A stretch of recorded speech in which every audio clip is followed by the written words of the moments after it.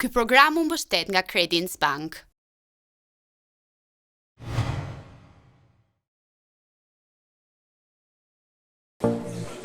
Në puntatën e parë të Uplift Albania Tv Show, më shumë se 50 startupe nga Shqipëria, Kosova dhe vendet e tjera të Rajonit u mblodhën në Selection Bootcamp, fazën përzgjedhëse të atyre që do të vijonin garën e trajnimit 6 javor. Skuadrat kaluan në disa etapa të ndryshme dhe dinamike. Elevator pitch, prezantimi i parë i idesë së biznesit përpara mentorëve dhe investitorëve në 90 sekonda. The Marshmallow Spaghetti Challenge, sfida me spaghetti për të mësuar rreth frymës bashkëpunuese të ekipit. Lean Canvas, plotësimi i modelit të biznesit me pikat e dobta dhe të forta të startupit. One-to-one mentoring, takime mentor lokal dhe ndërkombëtar në jo më shumë se 5 minuta, dhe final pitching, prezantimi final i startupit me pyetje dhe përgjigje. Puntata e parë u shoqërua me momente nga më dinamiket, me momente sfiduese, të qeshura, lodhje apo tension. Disa startupe u kthyen në shtëpi të emocionuar për atë që i pret, e ndërsa për disa të tjerë, dita u mbyll me mërzitje. Startupe që u përzgjodhën për të vijuar më tej garën janë 10: Nje, Game On, Plexus VR, Amargi, Giro, Hypervox, Dua.com, Movie Food, Tepema dhe iAvokat. Java e parë, e folura në publik dhe identifikimi i klientit. Jemi zyrtarisht në puntatën e dytë të Uplift Albania Tv Show. Ndryshe nga faza e parë përzgjedhëse me sfida me spaghetti, biseda të gjata me njëri tjetrin, tani gjithçka që duhet është një laps e një letër, pasi startupe do t'i futen punës intensive për të plotësuar çdo bëshllëk të ekipit, që finalja t'i gjejë me një prezantim dinjitoz. Por, si do të funksionojë konkretisht? Për 6 javë, startupet në mënyrë të detyrueshme do të kenë nga një workshop ose punë në grup, me 1 ose 2 lider udhëheqës në krye. Për shembull, java e parë nisi me këmbën e mbar. Zë, nuk po dëgjoj, apo flisni? Pse e thua sikur e keni marrë borxhat e emrin e asaj kompanisë në cilën keni ngritur? Arieta Dhima është ventrilokja e parë dhe e vetme në Shqipëri, që arrin të flasë me zë pa lëvizur as gojën dhe as buzët. E njohur jo vetëm për teknikën e ventrilokuizmit, por edhe për karrierën dhe formimin e saj si aktore. Arieta prej vitesh është e angazhuar me studion e saj iAct Studio, një qendër aktrimi dhe për të folurën në publik.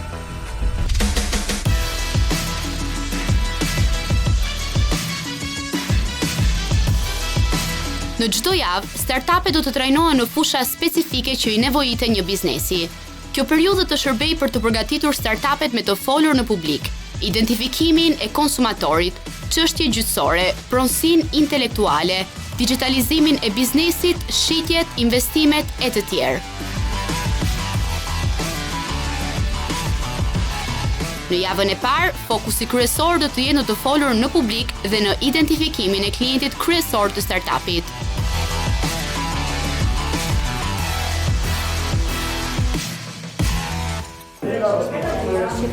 Ka një gjë që nuk shkon me ty?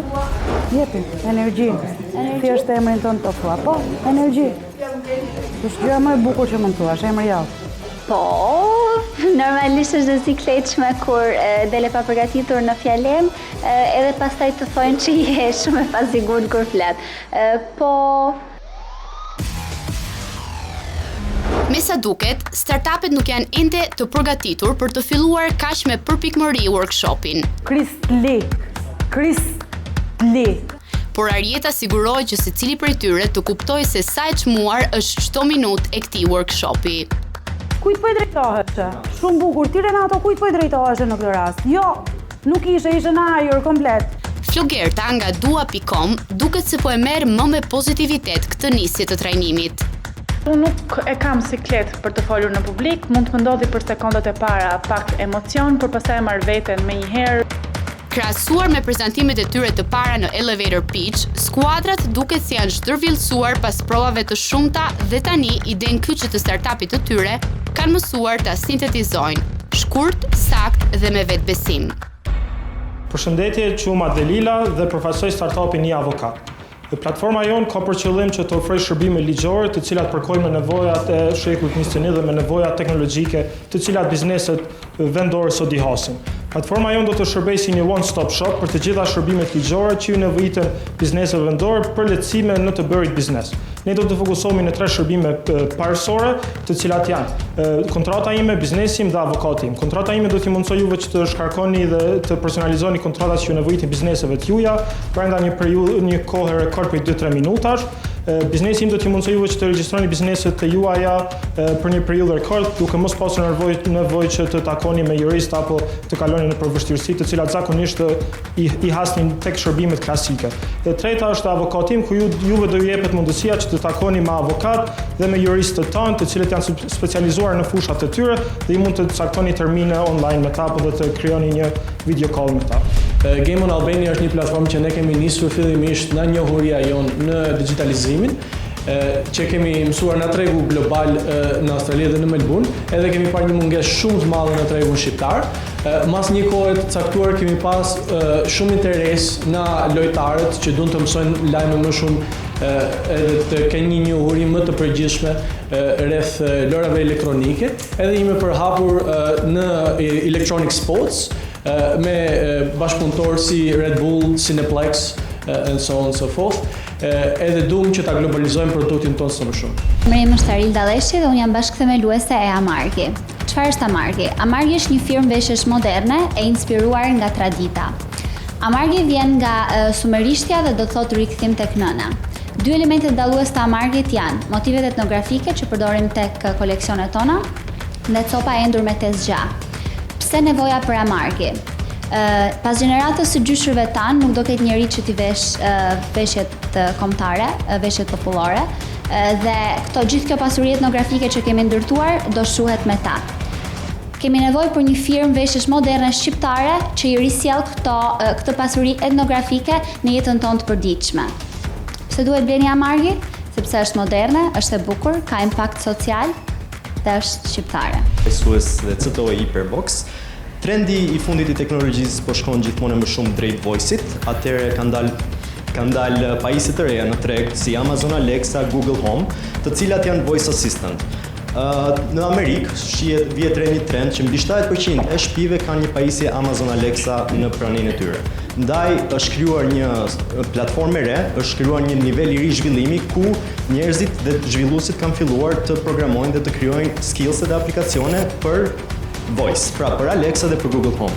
Platforma i Hyperbox ofron një sistem online ku përdoruesit pa asnjë njohuri të mëparshme programimi për aplikacionet apo për skillset në Alexa mund të futen, të regjistrohen dhe të krijojnë prezencën e tyre në mediumin e Alexas.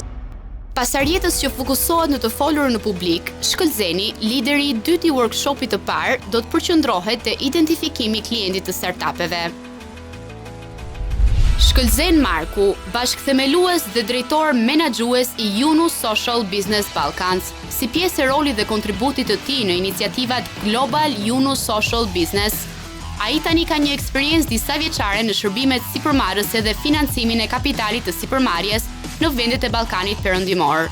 Po ashtu, Shkëlzeni ka një përvojë disa vjeçare në projekte mbështetëse të zhvillimit ekonomik dhe këshillimit të menaxhimit, hartimin, zbatimin dhe menaxhimin e projekteve dhe programeve të zhvillimit dhe politikave ekonomike. You want to tap into my pocket, my money. You want to sell me something and get my money. Is it what you want to do? You want to sell me a product or a service and get my money.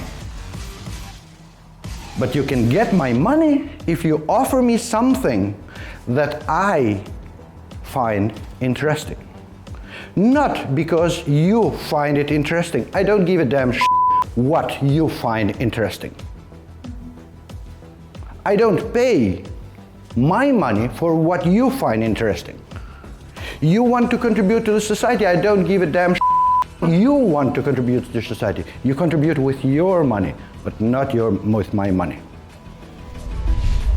Nëse Arjeta vendosi t'i vinte në provë duke sfiduar emocionet dhe komplekset e startupeve, Shkëlzeni vendosi testoi nëpërmjet një video.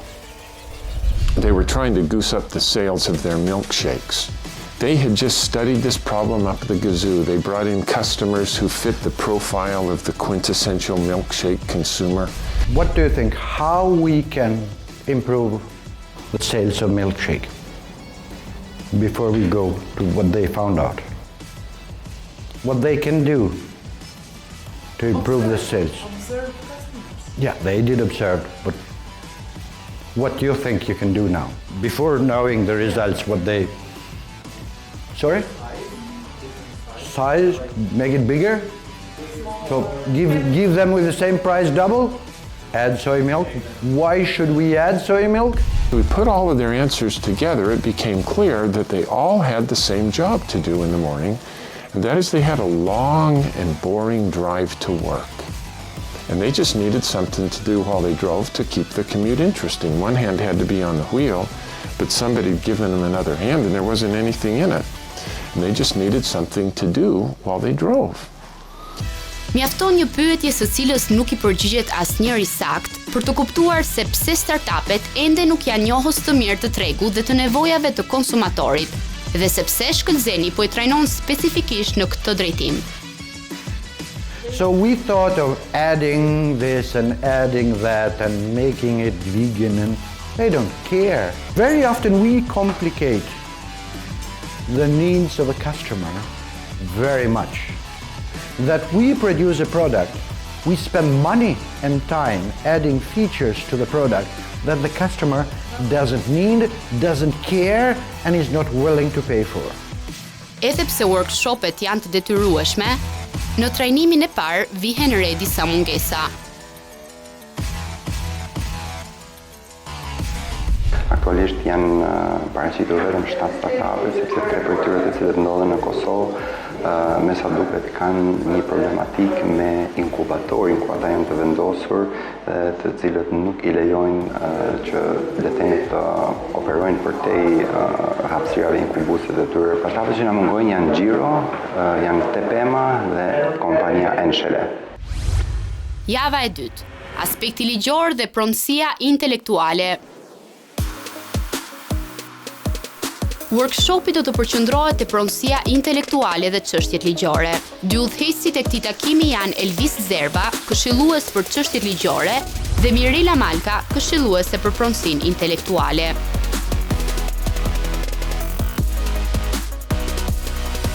Stafi organizativ vendosi që pas largimit të Nje, Tepema dhe Gjiro, t'i jepte një mundësi të dy startupeve të renditura poshtë vijës së kuqe të elevator pitch.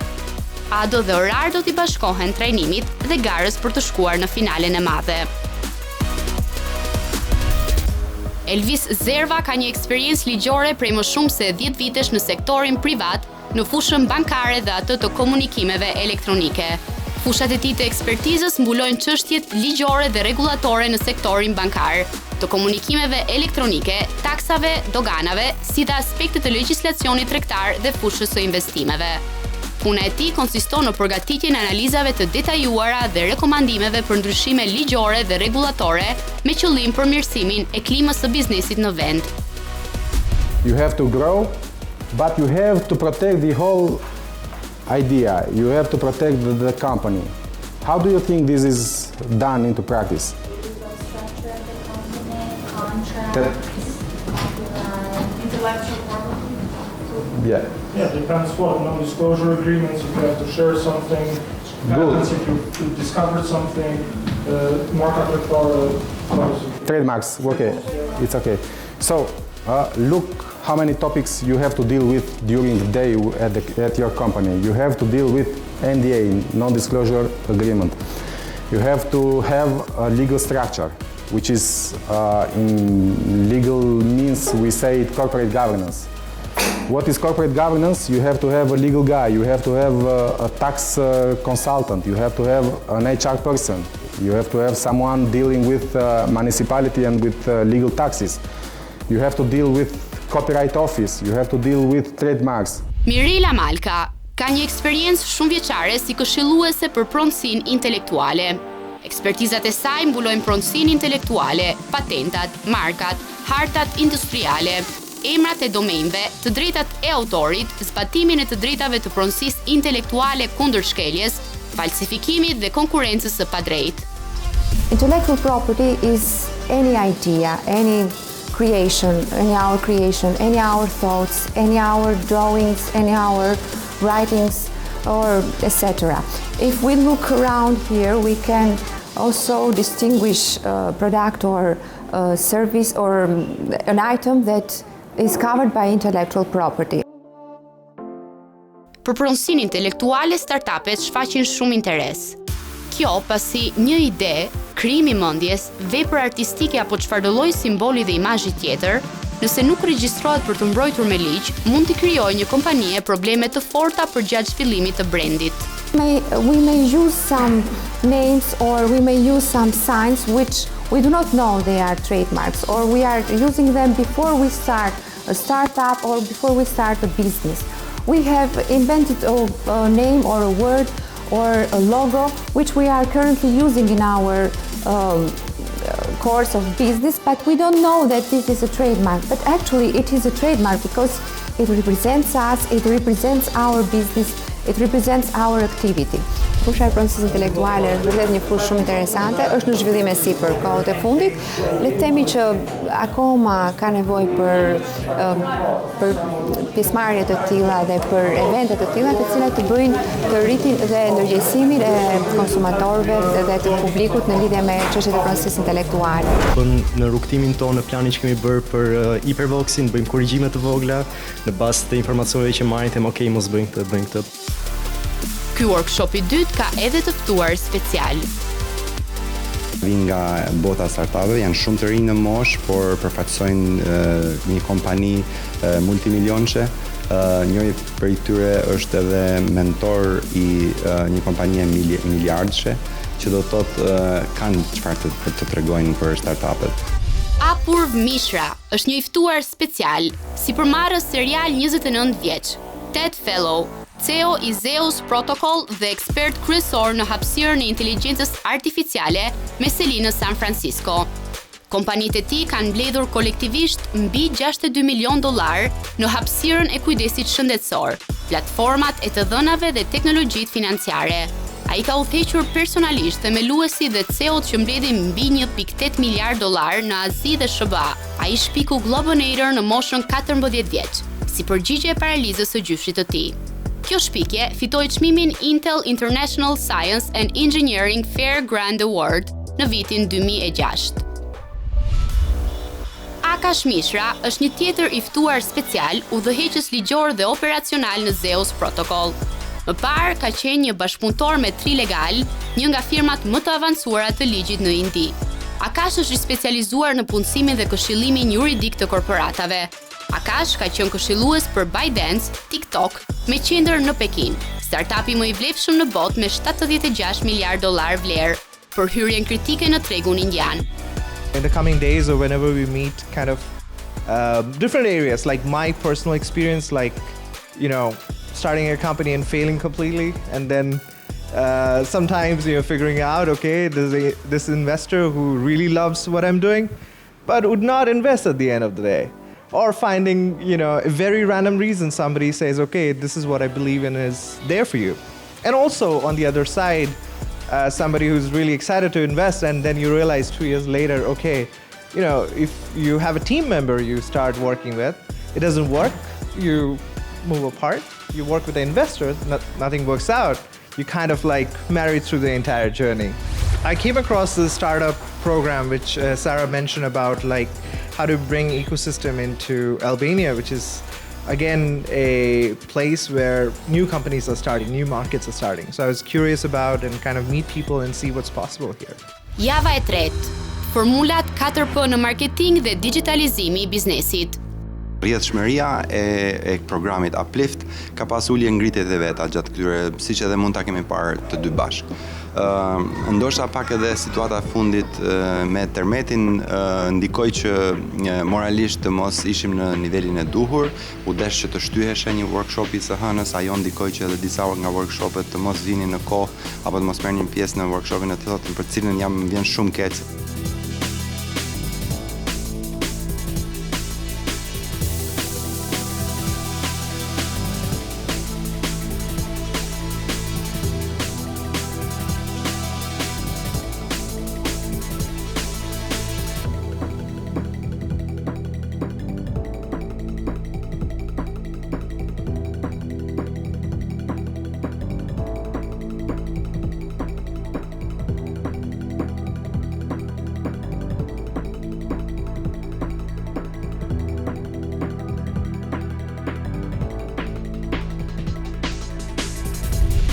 Jewel Sparks. Sparks është themeluese e Beat House Group, kompani për zhvillimin e ndërmarrjeve dhe firmave ndërkombëtare, si dhe zbulimit dhe zhvillimit të sipërmarrjeve, ndërmarrjeve të vogla dhe të mesme, si dhe korporatave. Jewel ka shpenzuar pjesën më të madhe të karrierës së saj profesionale duke vlerësuar dhe përgatitur tregjet përpara fillimit të bioteknikës, produkteve dhe shërbimeve të teknologjisë së programeve inovative. Viteve të fundit, Jewel është fokusuar në teknologjinë ushqimore, IoT-n dhe faktorët që mundësojnë adoptimin, privatësinë dhe interaktivitetin njerëzor të këtyre produkteve inovative. Not everything is bad, meaning just because you think you may fail at something, that doesn't mean you will. That means that's probably a unique opportunity for you to turn into something great. Because at the end of the day, and I love, you'll see throughout my presentation, I love having all these quotes with these cool little sayings, because at the end of the day, it really is about knowing who you are, knowing what it is that you want to bring to the table, and figuring out the best way that you want to do that. There's no need to necessarily be a me too, even if there's other companies that are out there on the market, and the way you're probably really going to be successful and scale it is by picking something out that's different and that's unique, that merges your personality and the company that you want to bring to market so you can have your own USP. I want to talk a little bit about, because a lot of people don't focus when you're talking about innovation or entrepreneurism, a lot of people don't really talk about the psychology that's important and the behavior change that's really important in order for people to embrace what you're doing and also in order for you to scale what you're doing. Dr. B.J. Fogg, he's a very famous professor at Stanford, and so basically he says that in order for people to change their behavior when it's not routine, they don't really find things simple. So if something's really difficult or it's different, they don't find it simple. And so the big question is, how do we change behavior? How do you change behavior? Because when you are bringing an innovative solution to market like what you guys are doing, there does have to be an interesting behavior change that must occur. And in order for things to come together, when you guys are trying and bringing something to market, people have to be motivated to understand it. They have to potentially, you have to give them the tools and the resources and the capability or the ability to understand it. And most importantly, the reason they may move and utilize what you guys are doing is because there's a trigger. There's something that's motivating them. Either their customers are changing, or they're not having as many sales, or maybe climate change, earthquakes. Look at how many things have changed actually within the last week here in Albania, just due to the fact that we had that natural disaster. Na dha një frymë ndryshe nga ajo që ishim mësuar mbi atë çfarë kemi krijuar deri më sot, në mënyrën se si kemi menduar për të zhvilluar një biznes apo një startup siç jemi ne në fazë startupesh.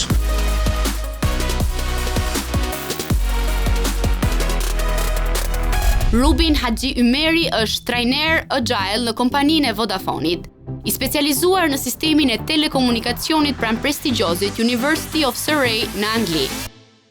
Prej më shumë se 5 vitesh, ai është bashkuar kompanisë gjigante në vend dhe ka ekspertizë në aspektin teknik të shërbimeve nëpërmjet teknologjive të ndryshme celulare, por edhe në procesin dhe aspektin qeverisës së kompanisë. We live in a world where technology has made everyone to have fair chances at cracking, solving complex problems.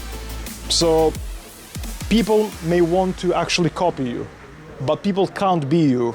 And like Jeff Bezos says, agility is the only sustainable thing, really. It's the only thing that will set you apart from the rest of the pack. So they will not be able to replicate you. You'll be you, you'll be unique, and you'll deliver the stakeholder value that will actually give yourself a place in your customer's heart. Sot u fokusuam në pitch deck dhe besoj që pas takimit të trajnimit të sotshëm ne do të mblidhemi dhe do të mund të punojmë në versionin ton të tanishëm të pitch deckut dhe ta zhvillojmë atë më tutje. Java e 4. Shitjet.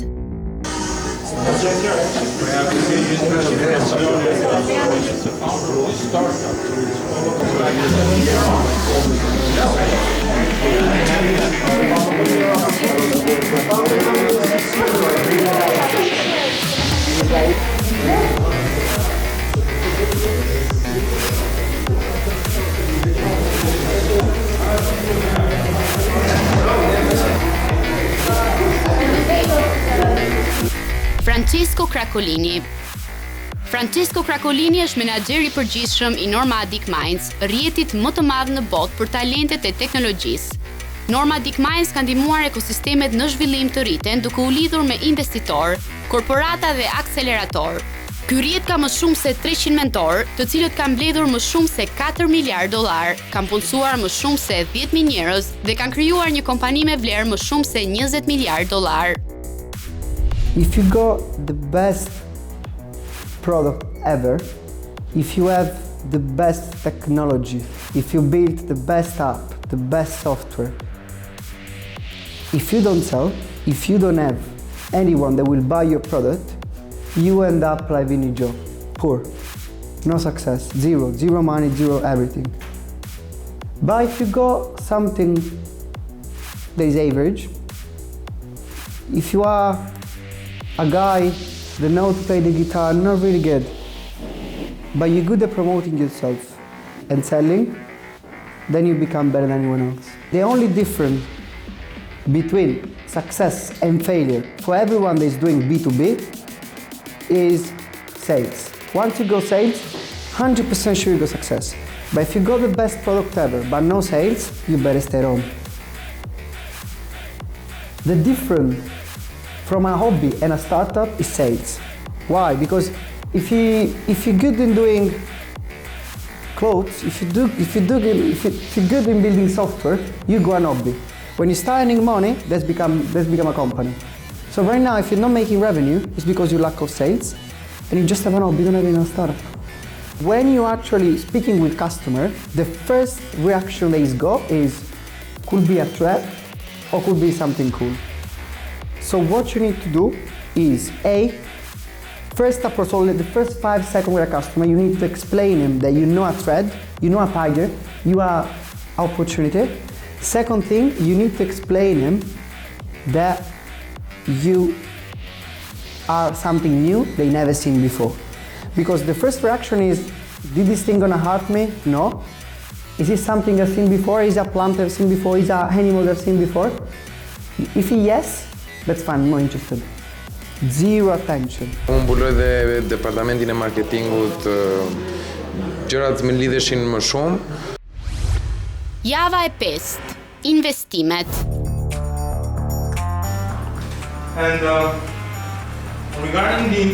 Në javën e fundit të trajnimit, lideri i workshopit është Igor Madzov, sipërmarrës dhe investitor aktiv prej më shumë se 10 vitesh në ekosistemin e startupeve dhe sipërmarrjes. It doesn't have to be because he was burned out. Every idea is great, but as much as hard work they put, that much this would be successful. So I guess with the support that the Albanian ecosystem gives, I'm very, very, very looking forward to what they are going to show. Igor Madzov. Igor është një sipërmarrës, ndërtues i ekosistemit dhe investitor aktiv për më shumë se 10 vjet në ekosistemin e sipërmarrjes dhe startupeve për Europën juglindore. Ai drejton iniciativën e investimeve në Ballkanin Perëndimor të SUISEP. Igor është bashkëthemelues dhe drejtori i programit të Startup Macedonia, që bashkon në një platformë digjitale më shumë se 150 startupe dhe më shumë se 30 ofrues të shërbimeve nga Maqedonia e Veriut, si dhe automatizon qasjen në burime për startup. Igor ka një përvojë në zhvillimin e biznesit, mbledhjen e fondeve dhe shitjet për startupin e teknologjisë.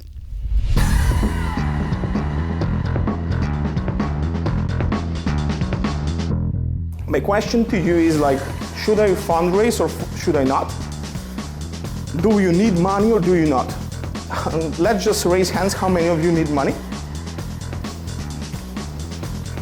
Okay, so when companies say, I need money, I don't hear I need money, I hear I need money to buy something, or to get some service, or some consultancy, or access to market. So not necessarily you need money. The moment you need money, it's when you have validated that this business works, you have a product market fit, and you need just to push funding into the sales funnel so that you can speed up the process of getting your goals that you should be reaching in 5 years, instead of 5 years, in 2 years. So then it's when you need funding. In all other cases, you need support you need some financial support, you need somebody to help you with consultancy, you need a lot of things in your business. But if you decide to get an investor, it changes the whole dynamics. You're getting to a position of bringing somebody on board as a family member, or what we say, it's like you're getting a spouse, you're getting into a marriage, and that marriage should last happily for 5, 6, 7 years and exit with a success. Përpos rrjedhës së trajnimit dhe informacioneve që Igor jep, ky lider e mbyll etapën e trajnimit 6 javor me një mesazh etik, për të rikujtuar se aspekti njerëzor është më i rëndësishëm se çdo gjë tjetër. You have to pace yourself. Push it as much as you can, but always say, okay, after 2 months of working, I need to give myself at least a day of free time, like off. You need to sometimes click out of the internet and detox, because if you don't detox, it's really piling up to you. Përmbyllja me një workshop në fushën e investimet, në financë dhe investim, ishte jo e paqëllimshme, sepse ka një rëndësi të veçantë, pra startupet kanë shkuar nëpërmjet disa workshopeve të cilat kanë prekin njohuri bazike, të cilat janë pothuajse të domosdoshme për të pasur ato, dhe përfundojnë në disa njohuri shumë specifike, siç është kjo e investimit, për të identifikuar aktorët e duhur, për të identifikuar se fjalët kyçe të duhura që cilat duhet të përmenden kaq një investitori, sepse ata tashmë po kalojnë në një fazë të cilën do të jetë një fazë shumë e lodhshme për ta, një fazë që nëse nuk do të kishin mundësi të le të themi të kishin këto programe siç është Uplifti për të rritur rrjedhimin e tyre, për të pasur sa më shumë case, sa më shumë raste të shpjeguara, rasteve të dështimit apo të suksesit në të kaluarën, ata do ta kishin shumë të vështirë që të përballonin negociatat me investitorët. Edhe pse workshopet kanë përfunduar, skuadrat e Uplift Albania i pret një takim surprizë me një përfaqësuese nga giganti i Facebook. Diana Jau, e ftuar speciale.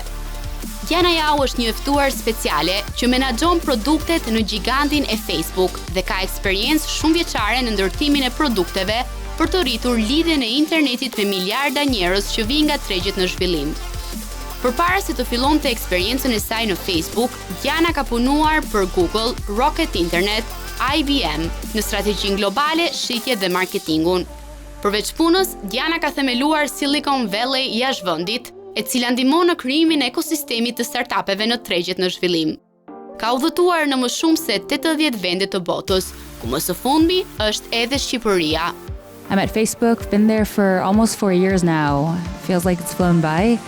I work on our emerging markets product. There's a team called internet.org, and basically our mission is to get the next billion people online. Before that, I worked at Rocket Internet, at Google, at IBM, and all of that was around technology, how do we create innovation. And here I've been working on bringing down the cost of internet for those in emerging markets, so we have equal opportunities in order to create the next wave of entrepreneurs. My passion projects is helping startups in emerging markets, so I've done stuff like this in over 30 other countries. So in March I was in Belarus, in Lithuania, Latvia. So I just see so much energy and momentum from these ecosystems that people maybe might have not even heard that this country exists. And I want to be able to bring this back to Silicon Valley and show that there's a large amount of talented people and talented startups that are just as great as the ones in Silicon Valley. 6 javë të gjata dhe intensive, e kjo jo vetëm për sa i përket workshopeve.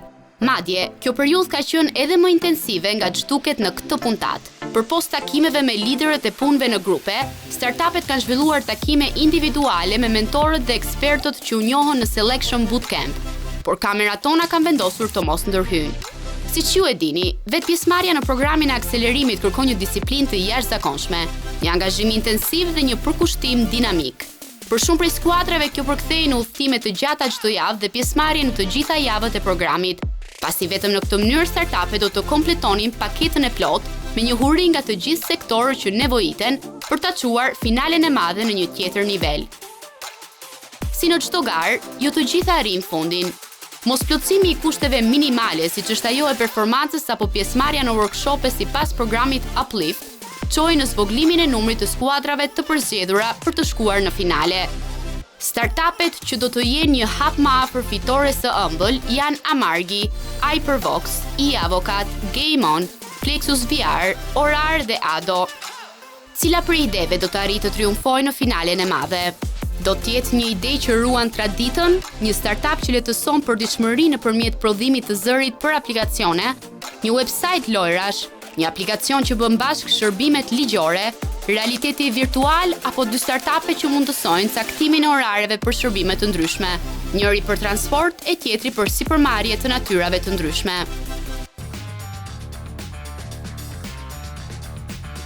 Finalizimi I rrugtimit të Uplift Albania Tv Show. Startupet do të prezantojnë përpara qindra njerëzve, të cilët tani janë të gjithë së bashku, mentor, ekspert, investitor të ftuar special.